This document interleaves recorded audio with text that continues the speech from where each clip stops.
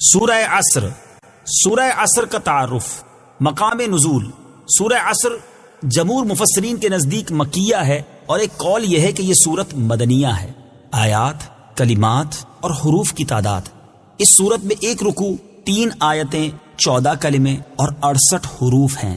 عصر نام رکھنے کی وجہ: عربی میں زمانے کو عصر کہتے ہیں، اور اس سورت کی پہلی آیت میں اللہ تعالیٰ نے زمانے کی قسم ارشاد فرمائی.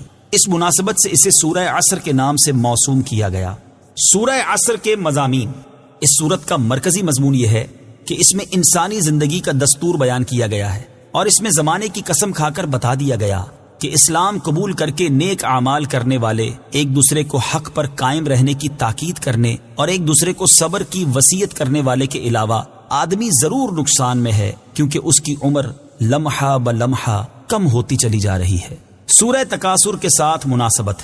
سورہ عصر کی اپنے سے ماقبل سورت تکاثر کے ساتھ مناسبت یہ ہے کہ سورہ تکاثر میں دنیاوی امور میں حد سے زیادہ مشغولیت اور آخرت کی تیاری سے غفلت مذموم ہے، اور اس سورت میں وہ چیز بیان کی گئی ہے جس میں انسان کو مشغول ہونا چاہیے. بسم اللہ الرحمن الرحیم. ترجمہ: اللہ کے نام سے شروع جو نہایت مہربان رحمت والا ہے.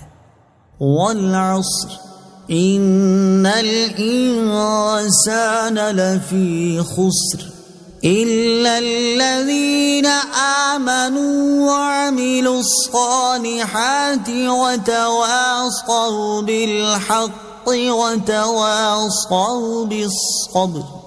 ترجمہ: زمانے کی قسم، بے شک آدمی ضرور نقصان میں ہے، مگر جو ایمان لائے اور انہوں نے اچھے کام کیے اور ایک دوسرے کو حق کی تاکید کی اور ایک دوسرے کو صبر کی وصیت کی.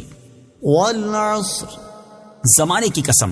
تفسیر صراط الجنان میں ہے، اس آیت میں مذکور لفظ عصر کے بارے میں مفسرین کا ایک قول یہ ہے کہ اس سے زمانہ مراد ہے، اور زمانہ چونکہ عجائبات پر مشتمل ہے اور اس میں احوال کا تبدیل ہونا دیکھنے والے کے لیے عبرت کا سبب ہوتا ہے، اور یہ چیزیں اللہ تعالیٰ کی قدرت و حکمت اور اس کی وحدانیت پر دلالت کرتی ہیں، اس لیے ہو سکتا ہے کہ یہاں آیت میں زمانے کی قسم مراد ہو. دوسرا قول یہ ہے کہ عصر اس وقت کو بھی کہتے ہیں جو سورج غروب ہونے سے پہلے ہوتا ہے، اس لیے ہو سکتا ہے کہ نقصان اٹھانے والے کے بارے میں اس وقت کی قسم یاد فرمائی گئی ہو، جیسا کہ نفع اٹھانے والے کے بارے میں ضحیٰ یعنی چاشت کے وقت کی قسم ذکر فرمائی گئی. تیسرا قول یہ ہے کہ عصر سے نماز عصر مراد ہو سکتی ہے، جو کہ دن کی عبادتوں میں سب سے آخری عبادت ہے، اور اس کی فضیلت کی وجہ سے یہاں اس کی قسم ارشاد فرمائی گئی ہو. چوتھا قول یہ ہے، اور اسی کی طرف دل جھکتا ہے، کہ یہاں زمانے سے تاجدار رسالت صلی اللہ تعالی علیہ وآلہ وسلم کا مخصوص زمانہ مراد ہے، جو کہ بڑی خیر و برکت کا زمانہ ہے. تو جس طرح اللہ تعالیٰ نے لا اقسم بهذا البلد میں حضور پر نور صلی اللہ تعالی علیہ وسلم کے مسکن و مکان کی قسم یاد فرمائی ہے، اور جس طرح لعمرک فرما کر آپ صلی اللہ تعالی علیہ وسلم کی عمر شریف کی قسم یاد فرمائی، تو اسی طرح یہاں والعصر فرما کر اپنے حبیب صلی اللہ تعالی علیہ وآلہ وسلم کے مقدس زمانے کی قسم ارشاد فرمائی. اس سے معلوم ہوا کہ سید المرسلین صلی اللہ تعالی علیہ وآلہ وسلم کا زمانہ سب زمانوں سے افضل، رسول کریم صلی اللہ تعالی علیہ وآلہ وسلم کا شہر سب شہروں سے افضل، اور آپ صلی اللہ تعالی علیہ وآلہ وسلم کی عمر مبارک سب کی عمروں سے افضل ہے. اعلیٰ حضرت رحمت اللہ تعالی فرماتے ہیں، وہ خدا نے ہے مرتبہ تجھ کو دیا، وہ خدا نے ہے مرتبہ تجھ کو دیا، نہ کسی کو ملے نہ کسی کو ملا، کہ کلام مجید نے کھائی شہا، تیرے شہر و کلام و بقا کی قسم. ان الانسان لفی خسر بے شک آدمی ضرور نقصان میں ہے.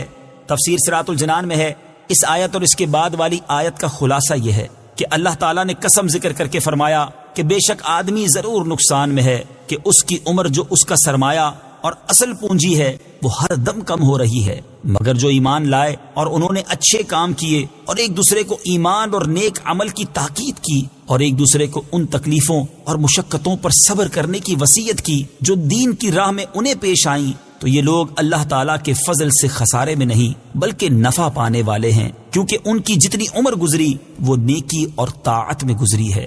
اسی طرح ایک اور مقام پر اللہ تعالیٰ ارشاد فرماتا ہے، ان الذين يتلون كتاب الله وأقاموا الصلاة وأنفقوا مما